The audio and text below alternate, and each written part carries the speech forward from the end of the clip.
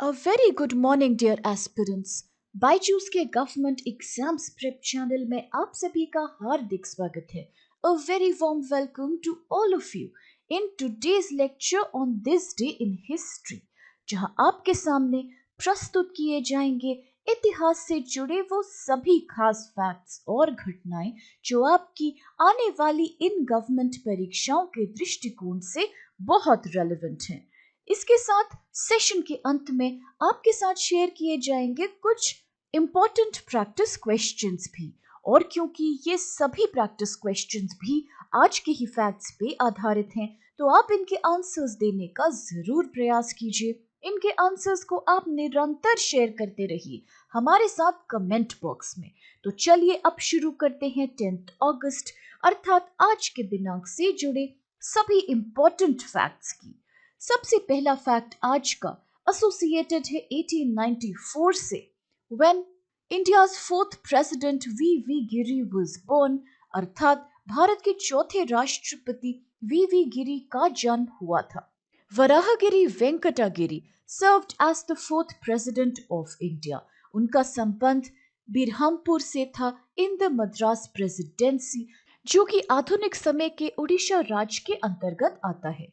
उन्होंने कानून में अपना स्नातक प्राप्त किया था from the university of Dublin in Ireland और वह कांग्रेस पार्टी के सदस्य भी बने. इसके लखनऊ अधिवेशन में इन्होंने भाग लिया और एनी बेसेंट के होम रूल आंदोलन में भी शामिल हो गए. 1920 में महात्मा गांधी ने असहयोग आंदोलन की शुरुआत की और इस आंदोलन में वी गिरी ने भी एक सक्रिय भूमिका निभाई. उन्होंने इनफैक्ट फ्रीडम स्ट्रगल में खुद को पूरी तरह से समर्पित करने के लिए अपनी सक्सेसफुल कानून की प्रैक्टिस छोड़ दी और 1922 में उन्हें अरेस्ट भी किया गया था ब्रिटिश गवर्नमेंट के द्वारा for holding a demonstration against the sale of liquor. He was a founding member of the All India Railway Men's Federation, which was formed in 1923, and he served as its general secretary for over 10 years.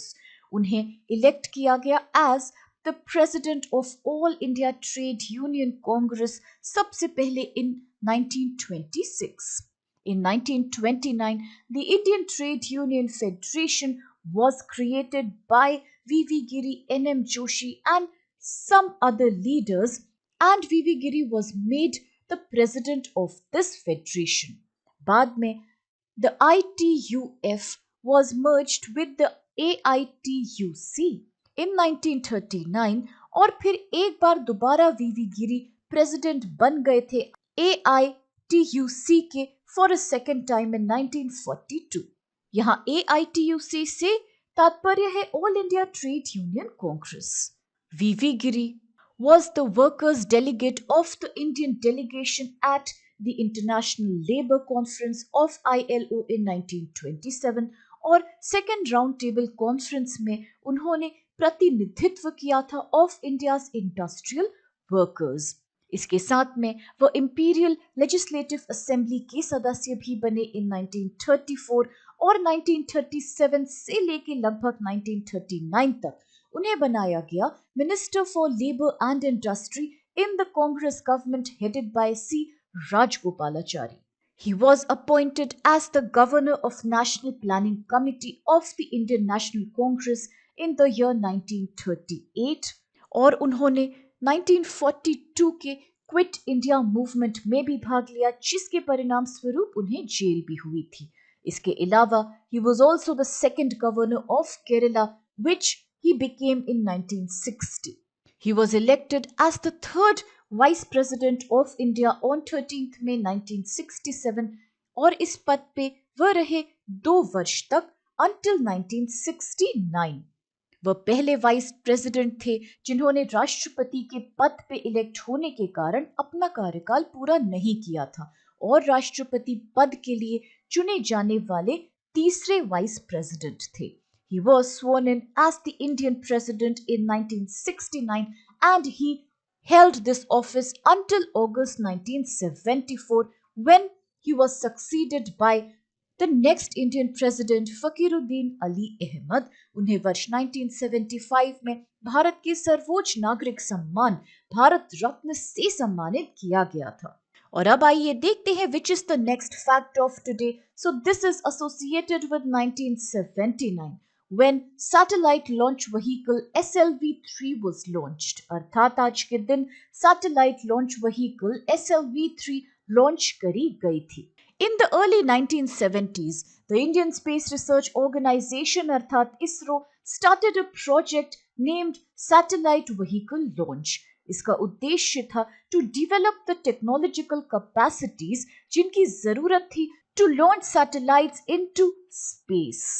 The Satellite Launch Vehicle 3 or SLV-3 was India's first experimental satellite launch vehicle.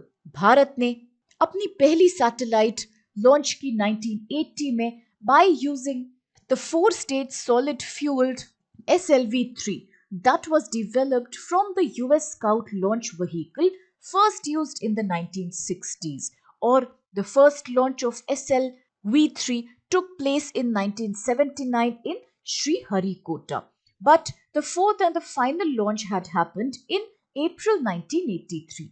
इस project को spearhead करा गया था by none other than doctor APJ Abdul Kalam, जिन्हें अक्सर missile man of India भी बुलाया जाता है। And SLV-3 was all solid four-stage vehicle that weighed around 17 tons.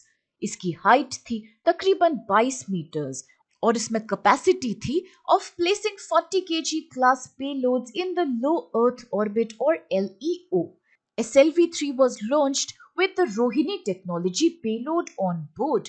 In 1979, the Rohini satellite was not able to be launched successfully in the orbit. However, later in 1980, the Rohini satellite was eventually placed in the orbit.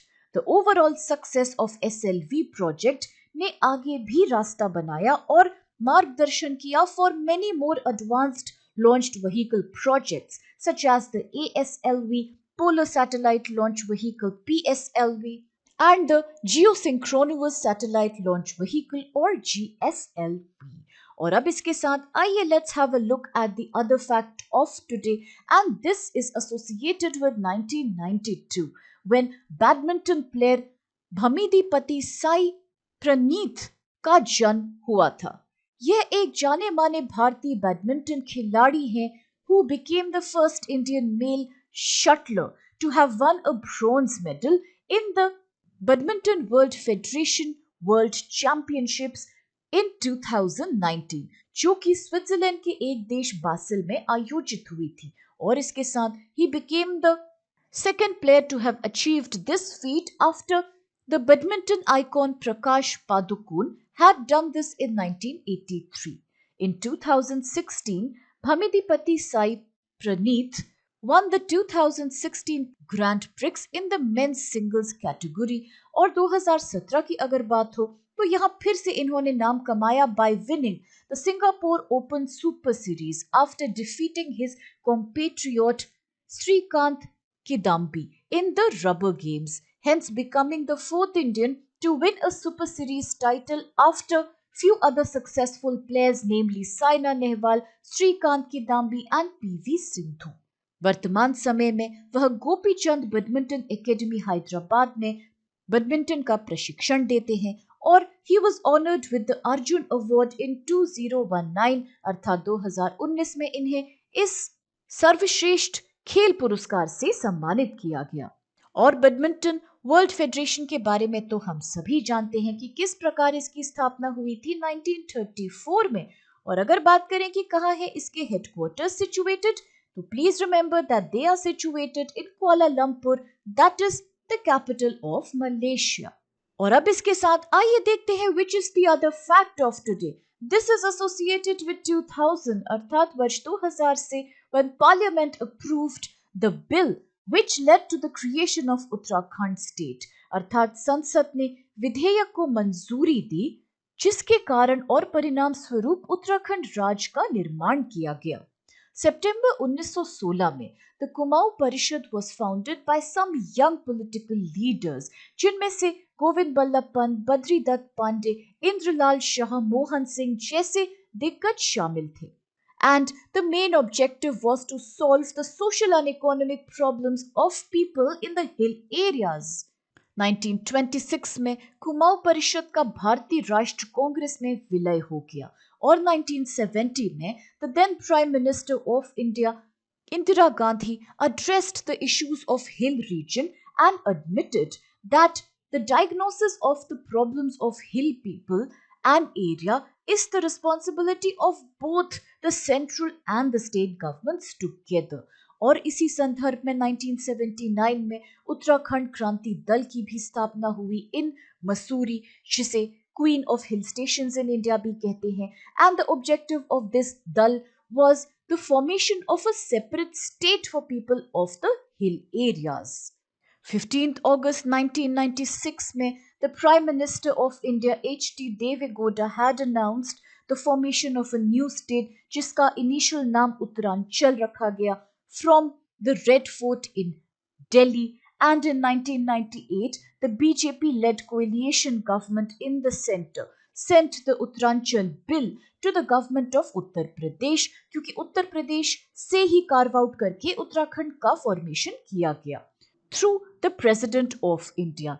26 amendments के साथ the Uttaranchal bill was passed by the Uttar Pradesh assembly and sent back to the central government. Central government ने 27 जुलाई 2000 को Uttar Pradesh reorganisation bill 2000 present किया भारतीय parliament में और it was passed by the lower house Lok Sabha in अगस्त 2000 और अपर हाउस राज्यसभा के द्वारा ये बिल पारित किया गया ऑन 10th August 2000.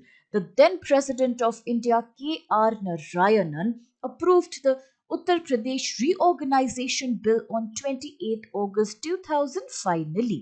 और बाद में ये एक एक्ट बन गया और 9th November 2000 को the new state of Uttaranchal came into existence. ये बना भारत का 27वां राज्य. Now it is called Uttarakhand. अगर बात करें इसकी राजधानी की, सो दैट इज देहरादून. और अब आइए देखते हैं कौन से क्वेश्चंस हमें करने हैं solve. The very first question is who had succeeded V Giri as the Indian president.